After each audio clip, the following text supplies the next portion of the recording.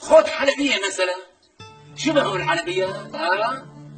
الحلبية ست بيت من الطراز الممتاز، وطبخة لا يعلى عليه بالكرة الأرضية كلها، وعلى كباب وكباب وصاجية لخيو وسمائية وسفرجلية وسندوانات وأكل من أحسن وإلك.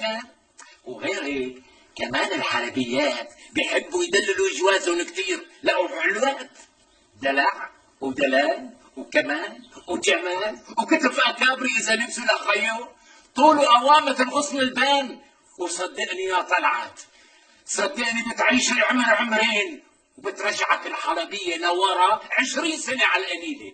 وفوق هالشي الحلبية لخيو بتحب الكيف، بتحب الطرب والفن. قال لك شو شايفني فاضي لحتى اقعد غني انا وياها؟ هذا اللي كان ناقصني. وليش لحتى ما تغني يا حبيبي؟ لا غني يا اخي غني. ليش هو ناقصك لحتى ما تغني؟